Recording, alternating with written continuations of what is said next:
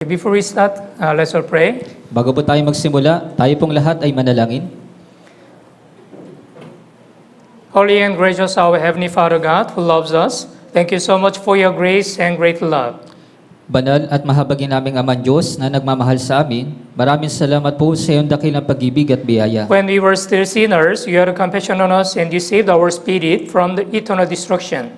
Nung kami po ay mga makasalanan pa, ikaw po ay nahabag sa amin at iniligtas mo yung aming espiritu mula po sa walang hanggang pagkawasak. In this Lord's Day, we also have gathered here those who were sanctified with the blood of Jesus in order to listen to your word and also have fellowship together.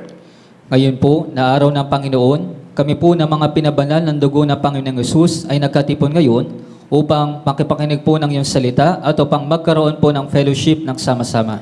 By the grace of God, we were able to finish the 2026 New Year retreat successfully.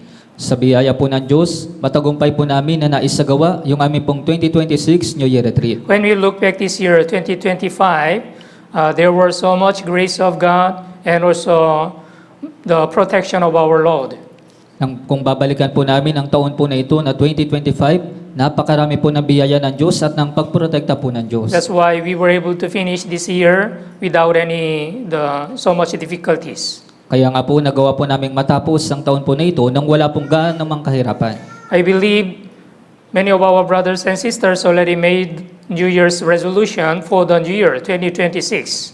Ako po ay naniniwala na marami pong brothers and sisters, sila po ay nagkaroon ng resolution para po sa panibagong taon na 2026. Let us understand what is the will of God and also let us do our best to accomplish the will of God through our Christian life. Unawain-nawa po namin kung ano po ang kalooban ng Diyos at gawin-nawa po namin yung aming makakaya na matupad po yung kalooban ng Diyos sa pamamagitan po ng aming buhay Kristiyano. Please give more wisdom and strength and the power of the Holy Spirit to all the brothers and sisters so that they can be used by God as an instrument of gospel continuously. Pakiusap, bigyan niyo po ng karunungan, ng kalakasan at ng kapangyarihan ng Espiritu Santo ang lahat ng mga brothers and sisters upang sila po ay patuloy na magamit bilang instrumento ng Ebanghelyo. And also, we pray our Lord will protect our Philippine Life for the Mission, all the churches and the ministers and the brothers and sisters by the graceful your hands. At dinadalangin din po namin na poprotektahan po ng Panginoon ang lahat po ng mga ministers at lahat ng mga brothers and sisters sa pamamagitan po ng inyong mahabaging kamay. We pray the will of God will be accomplished through our church. Kami po ay nananalangin, natutuparin po ng Diyos yung kanyang kalooban sa pamamagitan po ng aming iglesia. Today also there are some brethren who are not able to join this Lord's Day sermon. At ngayong araw din po, meron po kami mga kapatiran na hindi po nakadalo ngayon sa aming Lord's Day sermon. Wherever they are staying now, whatever they are doing now, please help them to continue their sincere Christian life until our Lord Jesus Christ second coming. Nasaan man po sila, anuman po yung kanilang ginagawa, nawa may pagpatuloy po nila yung kanilang buhay Kristiyano hanggang sa muling pagbabalik po ng Panginoong Jesucristo. From the beginning of this Lord's Day sermon until the end, the Holy Spirit is with us and guide us. Magkasimula po hanggang sa matapos ang aming Lord's Day sermon, ang banal na Espiritu nawa ang tumulong at gumabay po sa amin. In the name of our Lord Jesus Christ, we pray. Ito po yung aming dinadalangin sa pangalan po ng Panginoong Jesucristo. Amen. Amen. Okay, let's open our Bible. Ephesians chapter 6. Buksan po natin sa ating mga Biblia sa Efeso sa chapter 6.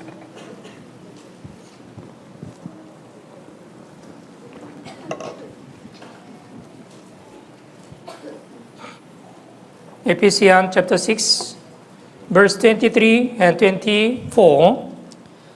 Sa mga taga-Efeso, chapter 6, magmula po sa verse 23 hanggang 24.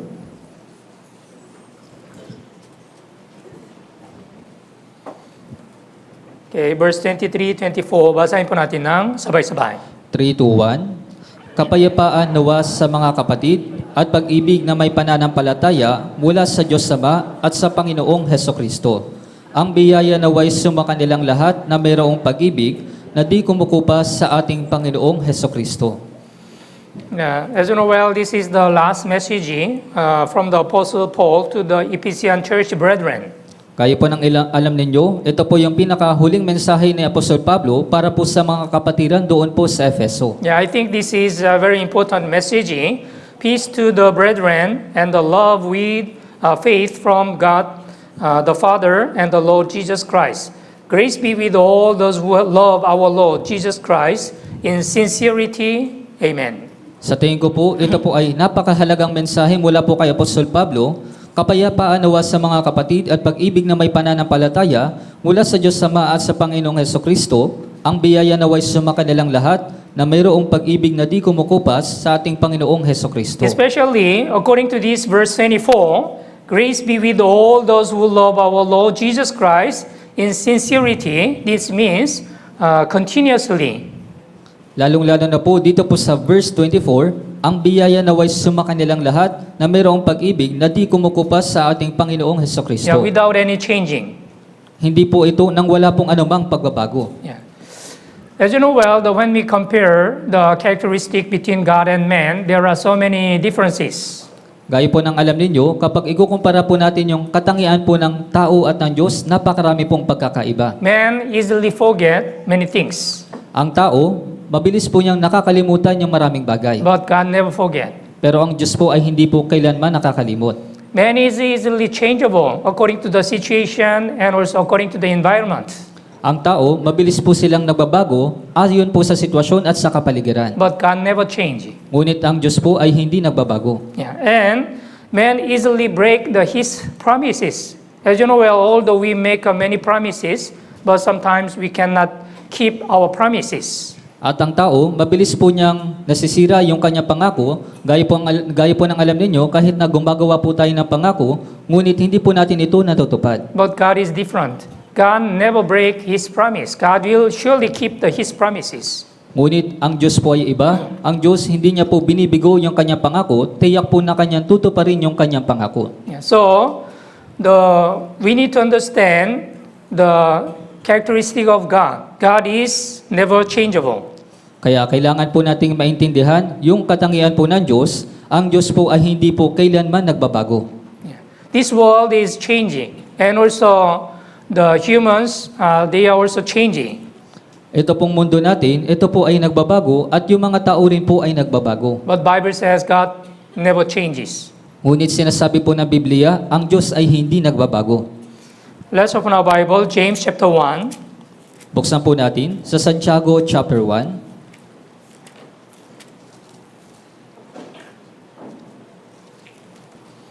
Santiago, James chapter 1, verse 17. Santiago chapter 1 sa verse 17. Verse 17, basahin po natin ng sabay-sabay. 3 to 1. Ang bawat mabuting kaloob at ang bawat sakdal na kaloob ay pawang buhat sa itaas na nanggagaling sa Ama ng mga ilaw na sa Kanya ay walang pag-iiba o aninuman ng pagbabago.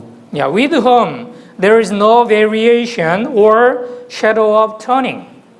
Kaya sa Kanya ay walang pag-iiba o aninuman ng pagbabago. Yeah, this Bible tells us God is not changeable. Kaya ito pong Biblia, sinasabi po nito sa atin, ang Diyos ay hindi nagbabago. And if you look at the Hebrew chapter 13 also says, Jesus Christ is the same yesterday, today, and forever. At kung titingnan nyo rin po, doon po sa Hebreo chapter 13, sinasabi po dito, si Jesucristo ay siya rin kahapon, ngayon at magpakilanman. Yeah, Jesus Christ is God Himself. That's why Jesus also is not changeable yesterday, today, and forever. Kaya si Jesucristo, siya po mismo yung Diyos, kaya nga po siya rin po yung kahapon, ngayon at magpakilanman. Yeah, if God is changeable, actually we cannot trust in Him. Kung ang Diyos po ay nagbabago, sa katunayan hindi po tayo pwedeng magtiwala sa Kanya. And what about the God's promise? In the Bible, there are so many the promises of God.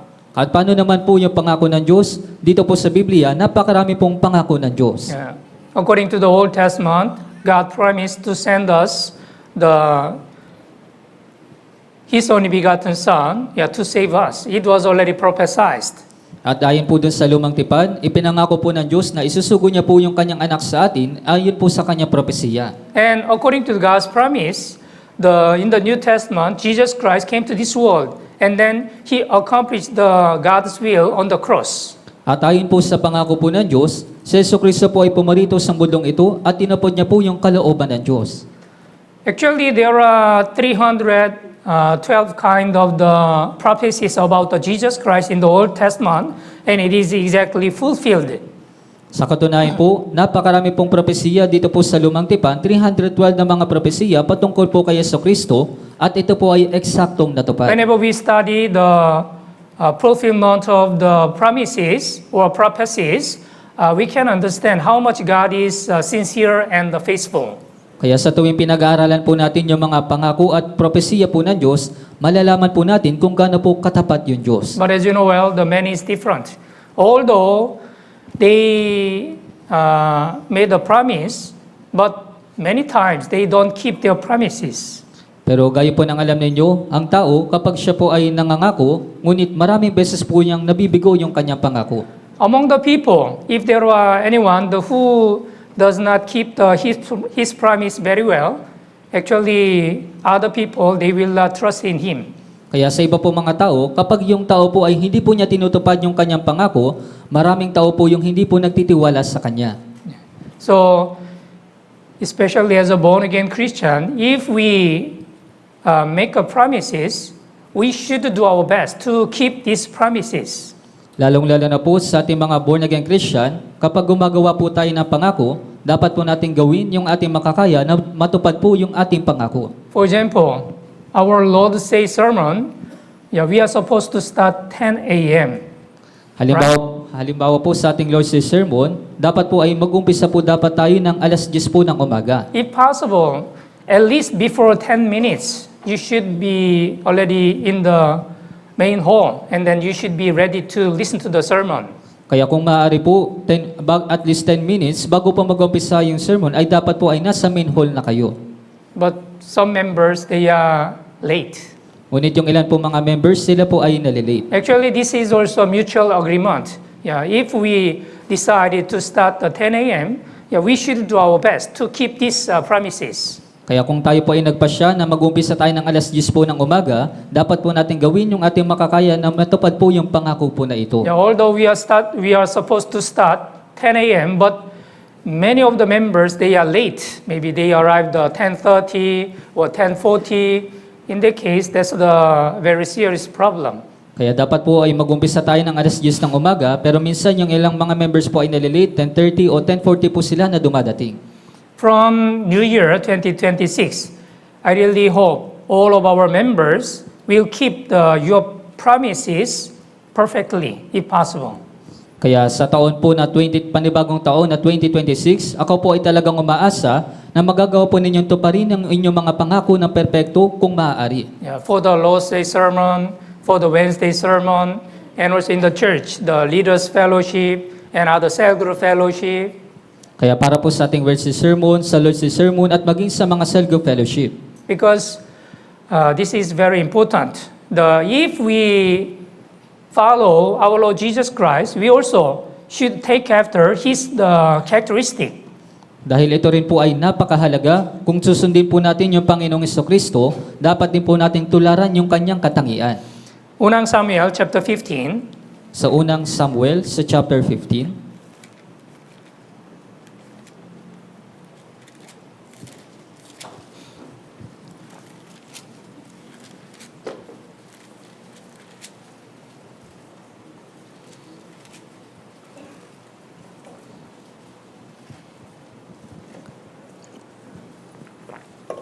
Unang Samuel chapter 15 verse 29. sa unang Samuel, chapter 15, dito po sa verse 29, Okay, basahin po natin ng sabay-sabay. 3 to 1, gayon din ang kaluwalhatian ng Israel ay hindi magsisinungaling o magbabago ng isipan, sapagkat siya ay hindi isang tao na dapat niyang baguhin ang kanyang isipan. And also the strength of Israel will not lie nor relent, for he is not a man that he should relent. Here in this verse, the relent means weaken or changeable according to the situation. Kaya dito po sa talata po na ito, ibig sabihin po ng baguhin ang kanyang isipan, ibig sabihin ito po ay mahina o nagbabago. If God is changeable according to the situation, we cannot trust in Him. Kung ang Diyos po ay nagbabago, ayon po sa mga sitwasyon, hindi po tayo pwedeng magtiwala sa Kanya. But God never changes. Ngunit ang Diyos po ay hindi nagbabago. And God will keep His promises surely. At tiyak po natutuparin ng Diyos yung kanyang pangako. If you study the Old Testament, you can find the salt covenant by God to the Israelites.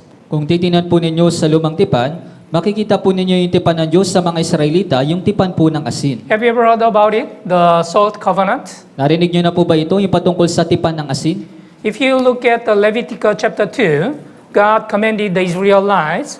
Leviticus chapter 2, there is the grain offering. Among the 5 offerings, the second offering, that is the grain offering. So when the Israelites offered to the grain offering to God, they had to put the salt in the flour. Kaya doon po kung titingnan po ninyo sa Leviticus sa chapter 2, naroon po yung butil na handog. Kapag yung mga Israelita po ay nag-aalay sa Diyos, kinakailangan po nila ito na lagyan ng asin. Let's open the Bible. Leviticus chapter 2. Buksan po natin sa Leviticus sa chapter 2.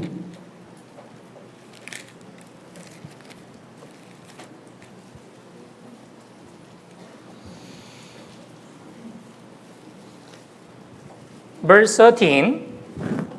Dito po sa verse 13. Leviticus chapter 2, verse 13. Levitico chapter 2 sa verse 13. Basahin po natin ng sabay-sabay. 3, 2, 1. Titimplahan mo ng asin ang lahat ng iyong butil na handog. Huwag mong hayaang ang iyong butil na handog ay mawala ng asin sa pakikipagtipan ng iyong Diyos. Lahat ng iyong mga alay ay ihahandog mong may asin. Yeah, with all offerings, you shall offer salt, asin. Why? Why God commanded to put the salt into all the offerings? Kaya bakit po ba ipinahintulot ng Diyos na lagyan po nila ng asin yung kanilang handog? There is the important meaning. As you know well, the salt can preserve some food without the spoiling. Kaya meron pong napakahalagang dahilan dito. Kaya kapag maglalagay po tayo ng asin sa pagkain, pinipigilan po nito na mabulok yung pagkain. Long time ago, there was no freezer, right? So how the ancestors, they were able to keep the food for a long time? Kaya matagal na panahon na po yung lumilipas, wala pa pong freezer noon. Kaya paano po nagawa ng ating mga ninuno na mapanatili po yung kanilang pagkain na hindi po nabubulok? Yeah, they use the salt. So in case of if they use the salt, they can preserve some food for a long time without spoiling. Kaya ginagamit po nila yung asin. Kapag mayroon pong asin yung kanilang pagkain, ito po ay mananatili ng matagal. Do you know the salted egg? Yeah, salted egg. Yeah, we can preserve it a very long time. Alam niyo po ba yung itlog po na maalat? Maaari po natin itong maingat, mapanatili ng mahabang panahon. And the dried fishes also. Fishes with the salted, we can preserve it for a long time. At maging yung mga tuyo po, kapag ito po ay mayroong asin, mapapanatili din po natin ito ng mahabang panahon. Yeah, salt can preserve the food without spoiling. Kaya po yung asin, kaya po nitong mapanatili yung pagkain nang hindi po nabubulok. Like this, the Word of God is not changeable, and also God is not changeable. This one explains. Kaya ipinapaliwanag po nito na yung salita po ng Diyos ay hindi nagbabago at ang Diyos ay hindi nagbabago. Numbers chapter 18. Sa mga bilang, chapter 18,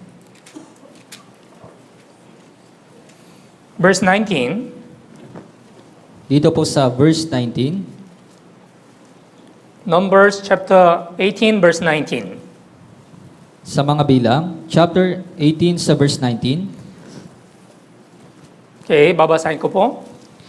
lahat ng banal na handog na ihahandog ng mga anak ni Israel sa Panginoon ay aking ibinigay sa iyo at sa iyong mga anak na lalaki at babae na walang hanggang bahagi, iyon ay tipan ng asin magpakailanman sa harap ng Panginoon para sa iyo at sa iyong binhin na kasama mo. Yeah.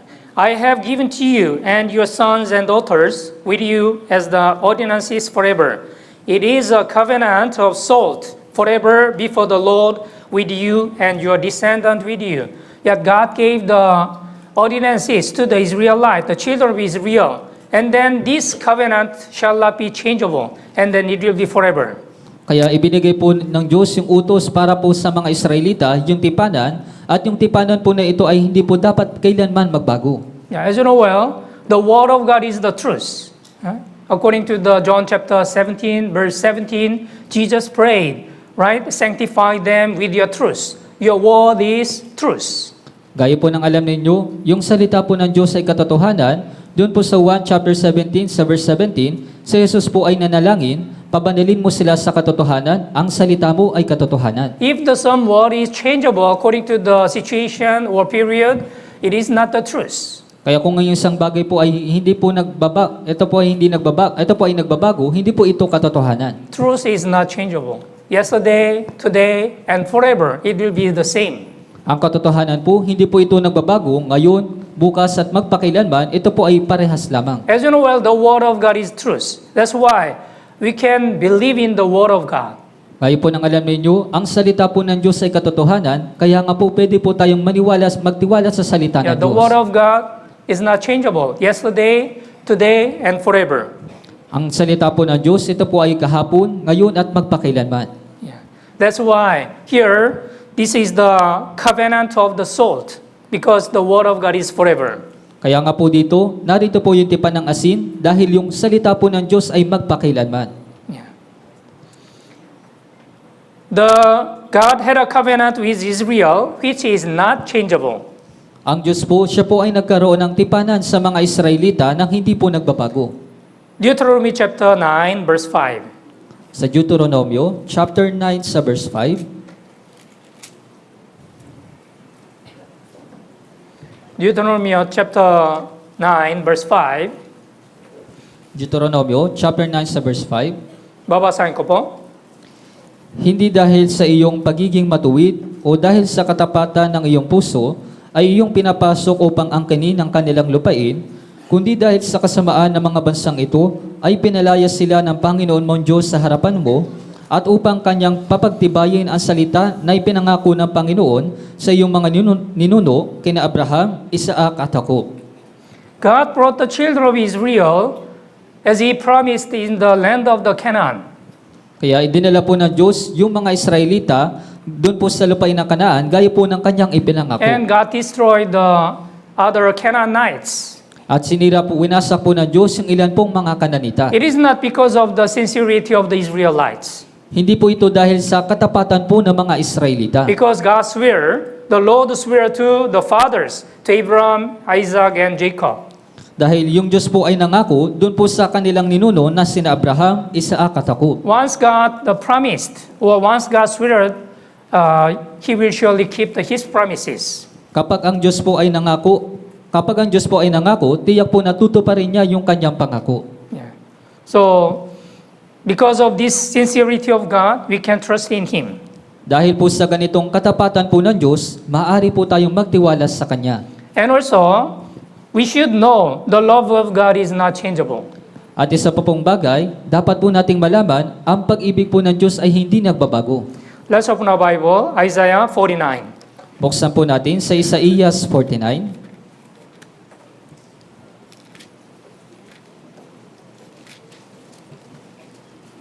Verse 15.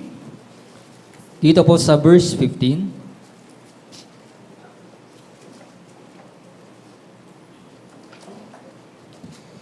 Verse 14, 15. Isaiah 49, verse 14, verse 15. Sa Isaías, chapter 49, sa verse 14 hanggang 15. Okay, basahin po natin ng sabay-sabay. 3, 2, 1. Ngunit sinabi ng Zion, pinabayaan ako ng Panginoon, kinalimutan ako ng aking Panginoon, malilimutan ba ng babae ang kanyang batang pasusuhin, na siya'y hindi mahabag sa anak ng kanyang sinapupunan? Oo, ang mga ito ay makakalimot, ngunit hindi kita kalilimutan. Yeah, here, can a woman forget her nursing child and not have the compassion on the son of her womb? Surely they may forget, yet I will not forget you.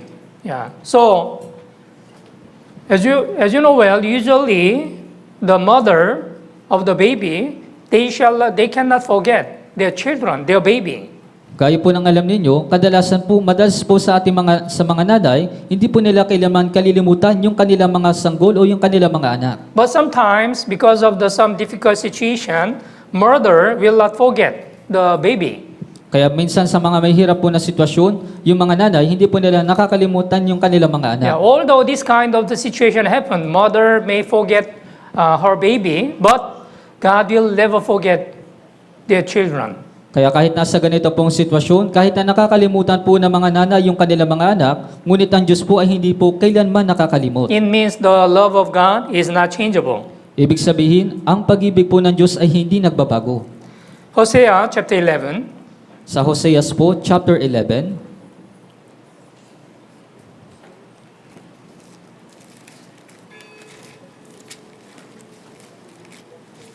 Hosea chapter 11, verse 4. sa Hoseas, chapter 11, sa verse 4,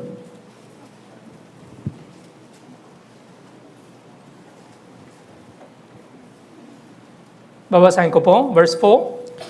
akin silang pinatnubayan ng panali ng tao, ng mga panali na pag-ibig, sa kanila ako'y naging gaya ng nag-aalis ng pamingkaw sa kanilang mga panga, at ako'y naglagay ng pagkain sa harap nila. God said, according to the verse 4, I draw them with gentle cord, with the band of love. Kaya sinabi po ng Diyos dito, akin silang pinatnubayan ng panali ng tao, ng mga panali ng pag-ibig. Yeah, so through this verse, we can understand how God protected Israel and also took care of them. Kaya sa pamamagitan po ng talata na ito, mauunawaan po natin kung paano po pinotektahan ng Diyos o inalagaan po ng Diyos yung mga Israelita. Yeah, God threw them with the gentle cord, which is the band of love. Akin silang pinatnubayan ng panali ng tao, ng mga panali ng pag-ibig. And verse 8, basahin po natin ng sabay-sabay. 3, 2, 1. Paano kitang pababayaan, O Ephraim? Paano kita itatakwil, O Israel? Paano kita gagawing tulad ng Adma? Paano kita ituturing na tulad ng Zeboim? Ang aking puso ay nabagbag sa loob ko, ang aking habag ay nagningas. Yeah, how can I give you up, Ephraim? How can I hand you over, Israel? How can I make like the Admah? And how can I set like a Zeboim? Admah and the Zeboim is the cities nearby the Sodom and Gomorrah. Kaya po yung Adma at Zeboim, ito po yung mga bayan na malapit po dun sa Sodoma. Yeah. Like this, God will not destroy them. God will protect Israel until the end. Ibig sabihin, hindi po sila wawasakin ng Diyos, kundi po protektahan po ng Diyos yung Israel magpakilanman. Yeah, among the 12 disciples, there were the Judas Iscariot. Yeah, Judas Iscariot, he betrayed the Jesus Christ. Kaya doon po sa 12 alagad ni Jesus, naroon po si Judas Iscariote at kanya po nga pinagtaksilan yung Panginoong Jesus. Although Jesus Christ knew all the situation, Judas Iscariot, he will betray him, but Jesus also loved him until the end. Kaya kahit na pagtataksilan po ni Judas Iscariote si Jesus, kahit na alam po ito ni Jesus, ngunit minahal po ni Jesus si Judas hanggang sa huli. Yeah. So, those who realize the true love of Jesus Christ, they shall never forget it.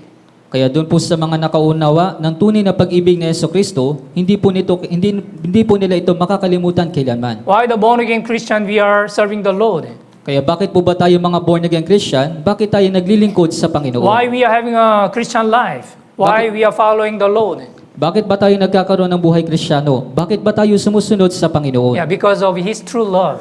Dahil po ito sa kanyang tunay na pag-ibig. Yeah, as the Bible says, 2 Corinthians chapter 5, verse 14, the love of Christ compels us. Gaya po ng sinasabi sa 2 Korinto sa chapter 5 sa verse 14, ang pag-ibig ni Kristo ang humihimok sa amin. Yeah. Ang pag-ibig ni Kristo humihibok sa amin. The love of Christ compels us. Kaya po ang pag-ibig ni Kristo ang humihimok sa amin. We will never forget this love of Christ. Kaya hindi po natin kailanman makakalimutan itong pag-ibig ni Kristo. So if we realize this true love of Jesus Christ, we should continue to serve the Lord until the end. Kaya kung hindi po natin makakalimutan yung tunay na pag-ibig ni Jesucristo, dapat po tayong patuloy na maglingkod hanggang sa huli. And we also should take after unchangeable characteristic of God through our Christian life. At isa pa po, dapat po nating tularan yung hindi nagbabagong katangian po ng Diyos sa ating buhay Kristiyano. First, our faith should not be changed until the end. Pinakauna po, yung ating pong pananampalataya ay hindi dapat na magbago hanggang sa huli. If you read the Bible, you may understand how the former Christians, the believers, they kept their faith from the beginning until the end. Kung babasahin niyo po yung Biblia, makikita po ninyo kung paano pong ginawa ng mga sinaunang Kristiyano o mga sinaunang mananampalataya na naingatan po nila yung kanilang pananampalataya hanggang sa huli. Yeah, Abraham, he kept his faith from the beginning until the end.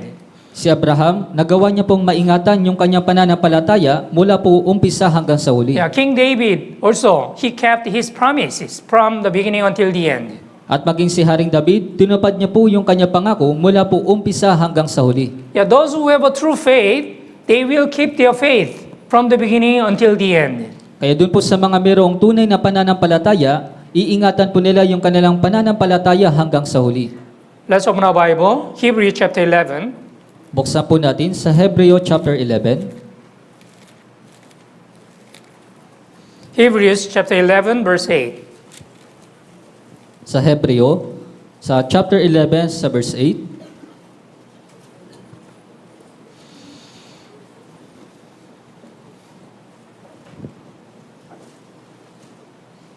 Okay, Hebrews chapter 11, verse 8. Basahin po natin ng sabay-sabay. 3, 2, 1. Sa pananampalataya, si Abraham, nang tawagin, ay sumunod upang pumunta sa isang lugar na kanyang tatanggapin bilang pamana, at siya'y pumunta na hindi nalalaban ang kanyang pupuntahan. Yeah, by faith, Abraham obeyed when he was called to go out to the place which he would receive as an inheritance. Right? Abraham, he really obeyed to the God's word, and then he kept his faith. That's why he was able to receive the promises of God. Kaya nga po si Abraham, talagang sumunod po siya doon po sa Diyos at iningatan niya yung kanyang pananampalataya. Kaya nga po nagawa po niyang matanggap yung pangako ng Diyos. In order to inherit the promises of God and the kingdom of God, we need the endurance and also patience until the end. Upang magawa po nating tanggapin yung pamana po ng Diyos, yung pangako po ng Diyos, dapat po tayong magkaroon ng pagtitiis hanggang sa huli. Yeah, as you know well, our Christian life can be compared to the marathon race. Gaya po ng inyong nalalaban, yung buhay Kristiyano po natin ay maikukumpara po sa isang maraton. Yeah, it is not a short race. Hindi po ito maikling takbuhin. Yeah. What is necessary for the marathon race? Ano po ba yung kinakailangan para po sa isang takbuhin? Yeah, we need the endurance until the end. Kinakailangan po natin ang pagtitiis hanggang sa huli. At the first time, when the many athletes they start the race, there are many, and then they are doing their best. But as time goes on, many of them, they will be exhausted and they will be wearied. That's why they will stop in the middle of the race. Kaya po, kagaya po ng alam ninyo, sa umpisa po ng takbuhin, marami po mga atleta, sila po ay nag-uumpisa at sa una, ginagawa po nila yung kanilang makakaya, pero sa kalagitnaan, sila po ay napapagod at tumitigil po sa takbuhin. Yeah, you know, Christian life, it is also same. When you observe some brothers and sisters, after they get salvation, at the first time, they were very active. Kaya parehas din naman po sa ating buhay Kristiyano, yung ilan po mga brothers and sisters, pagkatapos po nilang maligtas, sa una, sila po ay talagang mga active. But as time goes on, yeah, they are far from the church, and they are neglected to listen to the Word of God and have fellowship. That's why they will be far from the church also. Kaya nga po habang lumilipas po yung panahon, sila po ay napapalayo sa church, pinapabayaan na po nila yung fellowship. Yeah, many of the brothers and sisters, yeah, they failed to follow the Lord until the end. Kaya marami pong brothers and sisters, sila po ay nabigo na sumunod po hanggang sa huli. But we should remember, we are living in the end of ages. Pero dapat po ninyong tandaan, tayo po ay nabubuhay na sa katapusan ng panahon. It means our Lord Jesus Christ's second coming is very near.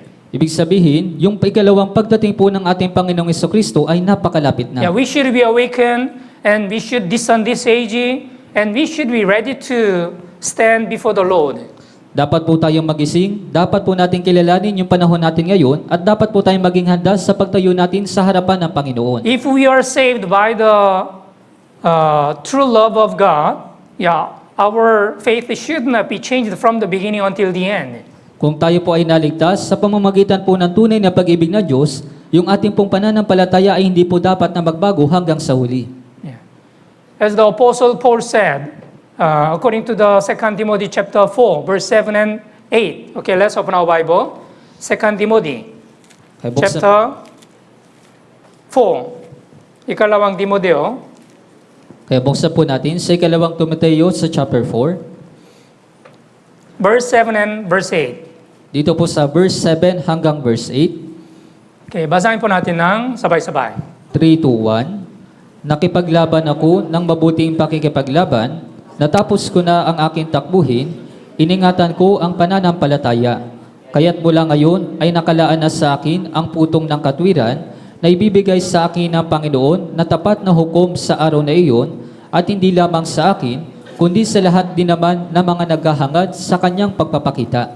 Yeah, as you know well, since Apostle Paul, he was called by the God, by the Lord, yeah, he did his best to preach the gospel and also to keep his faith from the beginning until the end.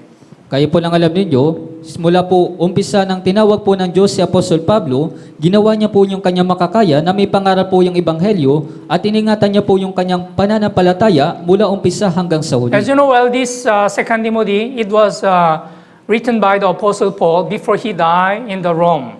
Kaya po nang alam ninyo, ito pong aklat ng ikalawang Timoteo, ito po yung isinulat ni Apostol Pablo bago po siya mamatay doon po sa Roma. This is the last epistle written by the Apostle Paul. Ito po yung pinakahuling sulat ni Apostol Pablo. And this is also his testimony. I have fought the good fight.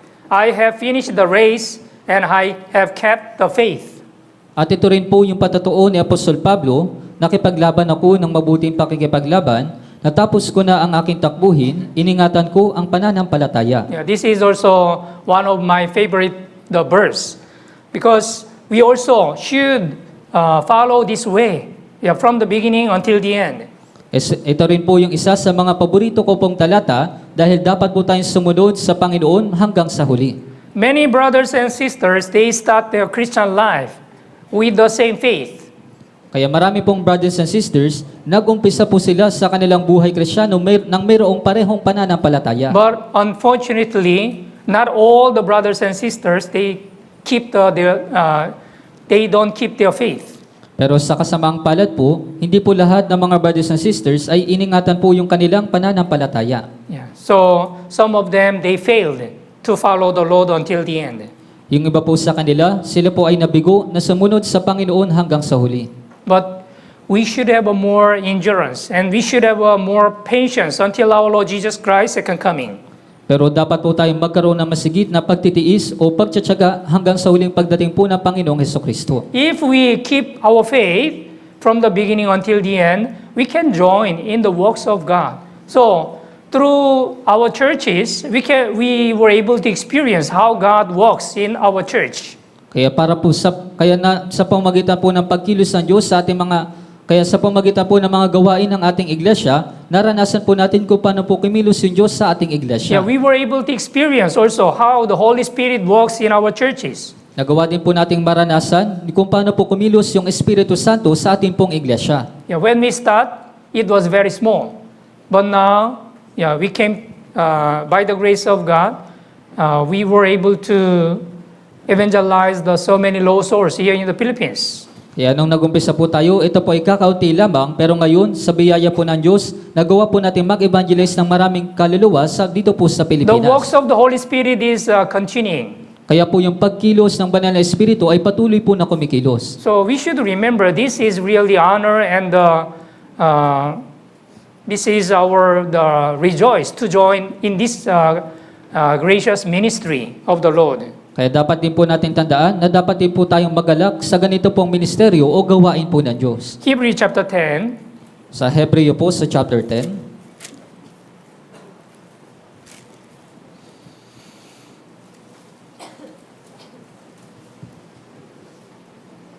from verse 37 to 39. magmula po sa verse 37 hanggang verse 39. Hebrews chapter 10, verse 37 hanggang 39. Basahin po natin ng sabay-sabay. 3 to 1. Sapagkat sa sandaling panahon, ang siyang dumarating ay darating at hindi maaantala, Ngunit ang aking matuwid na lingkod ay mabubuhay sa pananampalataya, ngunit kung siya'y tumalikod, ang aking kaluluwa ay hindi malulugod sa kanya. Ngunit tayo'y hindi kabilang sa mga umuurong, kaya't sila'y napapahamak, kundi kabilang sa mga may pananampalataya, kaya't naliligtas. Yeah, for yet a little while, and then he who is coming will come and will not tarry. Yeah, we are living in the end of the ages, and Jesus Christ's second coming is very near. Kaya tayo po ay nabubuhay na sa katapusan po ng panahon at napakalapit na po ng ikalawang pagdating ni Heso Kristo. Bible says, if anyone draws back, my soul has no pleasure in him. Sinasabi po ng Biblia, ngunit kung siya'y tumalikod, ang aking kaluluwa ay hindi malulugod sa kanya. If we have a true faith, we should not draw back. We should go forward continuously. Kung meron po tayong tunay na pananampalataya, hindi po dapat tayo tumalikod, kundi dapat po tayong sumulong. Yeah, as the Bible says, the just shall live by faith. Gaya po na sinasabi ng Biblia, ang matuwid ay mabubuhay sa Yeah, pananampalataya. if we have a true faith, this true faith shall be revealed through our Christian life. Kung meron po tayong tunay na pananampalataya, ito pong pananampalataya ay mahayag sa ating buhay Kristiyano. We believe in the promises of God. We believe in the Word of God. Naniniwala po tayo sa pangako ng Diyos, naniniwala po tayo sa salita ng Diyos. God will never break His promises. God will surely accomplish His promises. Hindi po kailanman bibiguin ng Diyos yung kanyang pangako, tiyak po natutuparin ng Diyos yung kanyang pangako. Unang Korinto, chapter 15. Sa unang Korinto, sa chapter 15,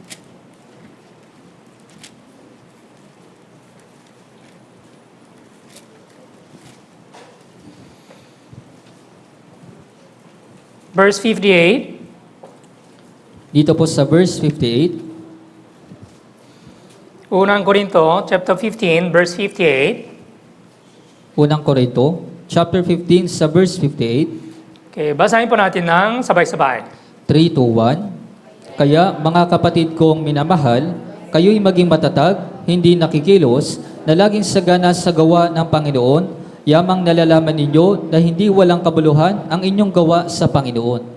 Yeah, therefore, my beloved brethren, be steadfast, immovable, always abounding in the works of the Lord, knowing that your labor is not in vain in the Lord. Yes, this is the promises of God. Kaya ito po yung pangako po ng Diyos. Yeah, so, while we are having a ministry, sometimes you might be tired and also you might be exhausted because of the many works, but we should not stop. We should keep going. Kaya dahil sa ating pong ministry, minsan tayo po ay napapagod dahil sa marami pong gawain, ngunit hindi po dapat tayo tumigil, kundi dapat lamang po tayong magpatuloy. When I observe the Manila Central Church, at the first time also, there are not so many, the sincere, the brothers and sisters. Kaya nung inobserbahan ko rin po yung ating Manila Central Church, sa umpisa, hindi po gaano karami yung katapat na mga brothers and sisters. But as time goes on, God allowed us faithful and sincere, the brothers and sisters in the church. Pero habang lumilipas po yung panahon, ipinahintulot po ng Diyos na magkaroon po ng maraming tapat na mga brothers and sisters sa ating pong church. That's why the Manila Central Church is also growing continuously. Kaya nga po maging yung ating pong Manila Central Church ay patuloy po na lumalago. Yeah, when I come to the Manila Central Church at the first time, even the choir members, actually at that time, they are not so good. Kaya maging yung unang pagkakataon po na dumating po ko dito sa Manila Central Church, yung mga choir members, nung panahon po na yon, sa katunayan, hindi po maganda. But I think our choir members, they practice a lot and also they did their best to praise the Lord. Pero ngayon po sa tingin ko po sa ating po mga choir members, talagang sila po ay nag-e-ensayo na maraming beses, talagang pinuri po nila yung Panginoon. So nowadays, they are really doing very well. Kaya sa panahon po natin ngayon, talagang ginagawa po nila yung kanilang makakaya. Yeah, the brothers and some ministers also said, even though we compare with the Korean church choirs, the MCC choir, they can also doing well like Korean the choirs. Kaya nung nag-usap din po kami ng mga Korean ministers, kaya yung maging mga churches dun po sa Korea, yung atin din pong choir members ay talagang magaling din po yung kanilang ginagawa. Yeah, so if we really continue our ministry, continuously, it will be upgraded continuously also. Kaya kung magpapatuloy po tayo sa ating ministeryo, sa ating ministry, ito rin po ay uunlad yung ating ministeryo. And also, our love toward God should not be changed from the beginning until the end. At isa pa pong bagay, yung ating pag-ibig sa Diyos ay hindi po dapat na magbago hanggang sa huli. Let's open our Bible, Marcos chapter 12. Buksan po natin sa Marcos chapter 12.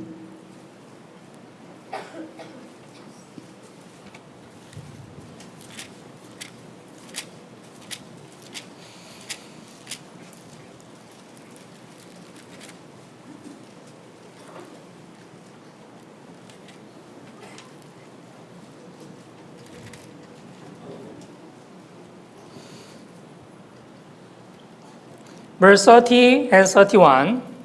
Magbula po sa verse 30 hanggang 31. Marcos chapter 12, verse 30 and 31. Basahin po natin ng sabay-sabay. 3, 2, 1. Ibigin mo ang Panginoon mong Diyos ng buong puso mo, ng buong kaluluwa mo, ng buong pag-iisip mo, at ng buong lakas mo. Ang pangalawa ay ito, ibigin mo ang iyong kapwa na gaya ng iyong sarili. Wala nang ibang utos na higit pang dakila kaysa mga ito.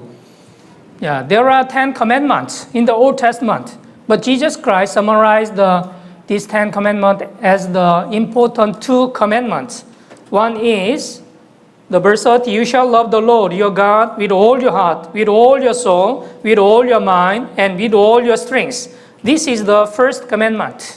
Kaya yung sa lumang tipan po, meron pong 10 utos doon, ngunit ibinuod po ito ni Hesukristo sa 2 utos. Pinakauna po, ibigin mo ang Panginoon mong Diyos ng buong puso mo, ng buong kaluluwa mo, ng buong pag-iisip mo, at ng buong lakas mo. And verse 31, and the second, like this, you shall love your neighbor as yourself. At dito po sa verse 31, ang pangalawa ay ito, ibigin mo ang iyong kapwa na gaya ng iyong sarili. Through the last New Year retreat, we learned about our slogan for next year, 2026, love one another. Kaya sa pamamagitan po ng ating New Year Retreat, natutunan po natin yung patungkol po sa ating slogan, yung magmahalan kayo sa isa't isa. So, John chapter 13, verse 34, a new commandment I give to you, that you love one another. Kaya dun po sa 1, chapter 13, sa verse 34, isang bagong utos ang sa inyo'y ibinibigay ko na kayo'y magmahalan sa isa't isa. So those who realize this love of God, they should also practice this true love through our Christian life. Kaya dun po sa mga nakaunawa, ito pong pag-ibig ng Diyos, ay dapat din po nilang isabuhay, ito pong tunay na pag-ibig sa Diyos. But above all things, as I already explained during the New Year's resolution, the retreat, the most important things, we should not forget the love of God. Kaya gaya po ng aking pinaliwanag, yung pinakamahalagang bagay po ng sinabi ko doon sa New Year Retreat, ang hindi po dapat natin kalimutan ay ang pag-ibig po ng Diyos. We were able to be saved through the love of God. Tayo po ay naligtas dahil po sa pag-ibig po ng Diyos. When we realized the love of God, we were able to start our Christian life. Nung naunawaan po natin yung pag-ibig ng Diyos, nagawa po natin magsimula sa ating buhay Kristiyano. We should remember the love of God is the original power in our Christian life. Dapat po nating tandaan na ito pong pag-ibig ng Diyos, ito po yung pangunahing kapangyarihan ng ating buhay Kristiyano. If you forget this love of God in your Christian life, you shall be failed in your Christian life. Kung makakalimutan mo po itong pag-ibig ng Diyos sa iyong buhay Kristiyano, ikaw po ay mabibigo sa iyong buhay Kristiyano. If you look at the Revelation chapter 2, there is the Ephesian church. Ephesian church, they were rebuked by the Lord.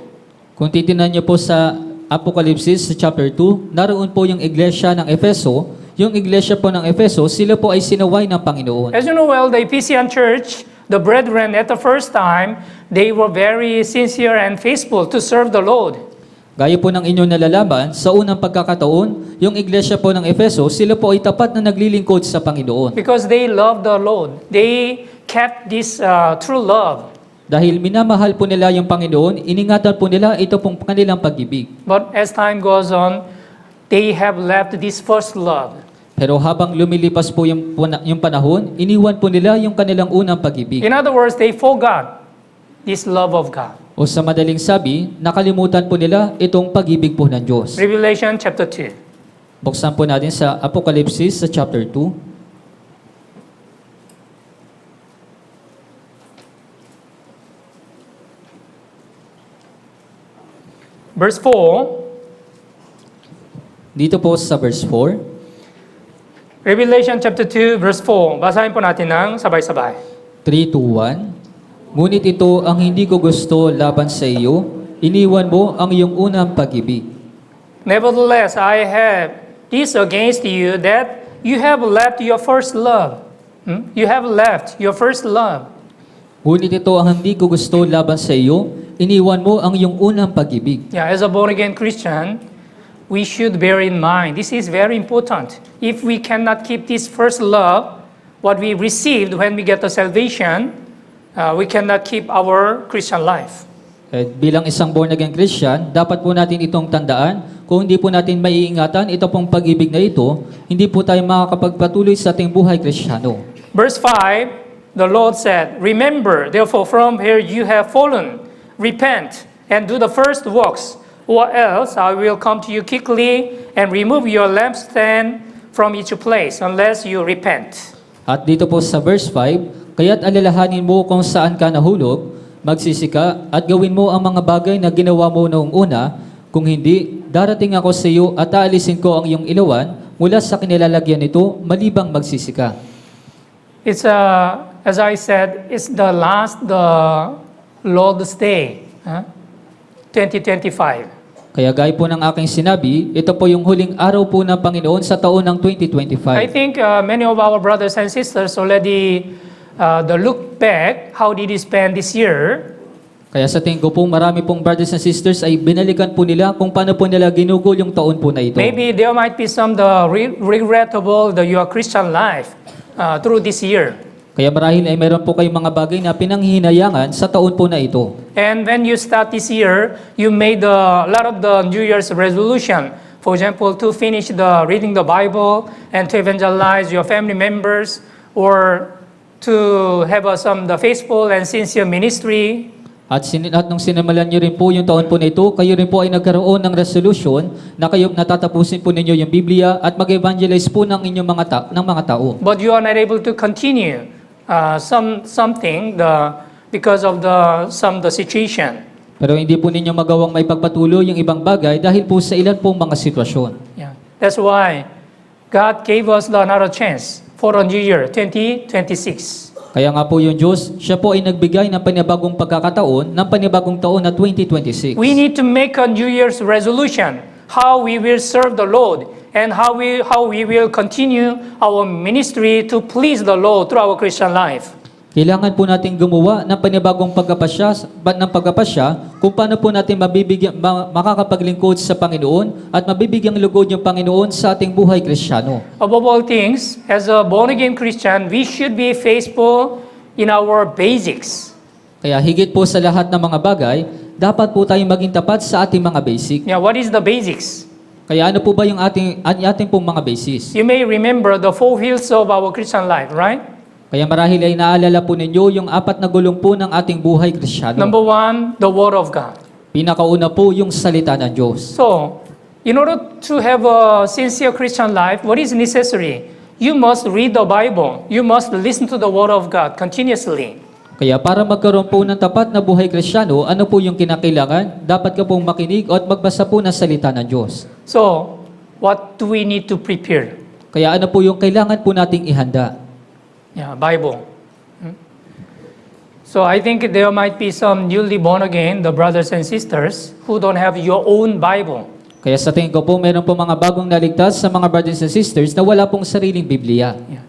This Bible is like a textbook for the students. Kaya ito pong Biblia, ito po gaya po ng aklat para po sa mga estudyante. When you go to the school, if you don't have any textbook, how can you study?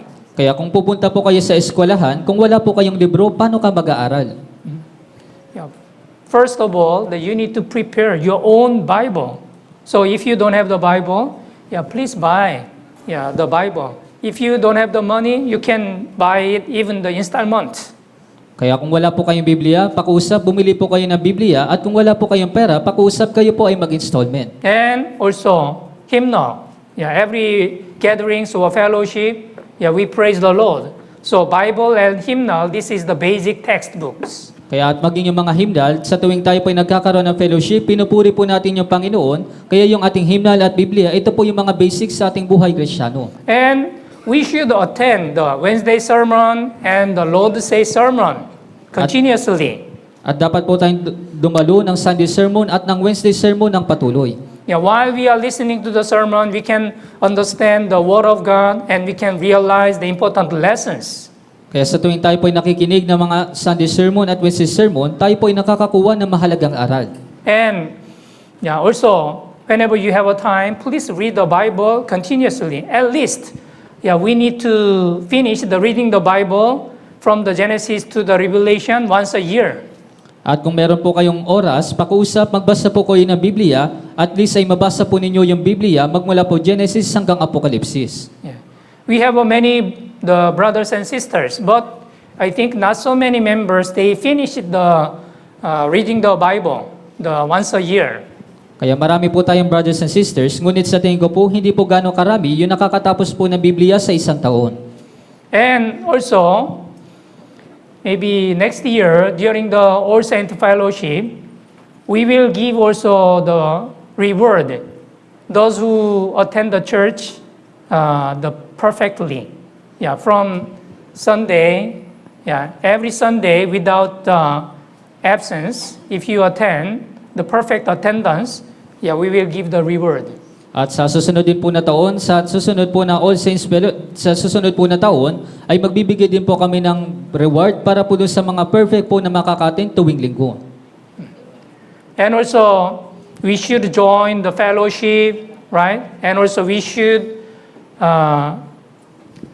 pray to God more sincerely. At isa pa po, dapat po tayong magkaroon ng fellowship at magkaroon po ng tapat na pananalangin po sa Diyos. And also, we should preach the gospel. At dapat din po natin ipangaral yung Ebanghelyo. Yeah, this is the reason why the born-again Christian we are living in this world. I shall not die, but live, will declare the works of the Lord. Kaya ito po yung dahilan kung bakit pa po nabubuhay ang mga born-again Christian, hindi ako mamamatay, kundi mabubuhay, at ang mga gawa ng Panginoon ay isasalaysay. Yeah. So, as we already understand the attributes of God, we also should take after this kind of the God's characteristic. Kaya gaya po ng ating natutunan sa katangian po ng Diyos, dapat din po nating tularan yung ganito pong katangian. Yeah. Jesus Christ is the same yesterday, today, and forever. Like this, our faith should not be changed. Kaya si Jesucristo ay siya rin kahapon, ngayon at magpakailanman, kaya kagaya po nito, yung ating pong pananampalataya ay hindi dapat na magbago. And also, our love toward the Lord should not be changed from the beginning until the end. At yung ating yung pong pag-ibig sa Panginoon ay hindi din po dapat na magbago mula po umpisa hanggang sa huli. We should hold the truth from the beginning until the end. Dapat po nating panghawakan ang katotohanan magmula po umpisa hanggang sa huli. Hebrews chapter 3, Sa Hebreo sa chapter 3,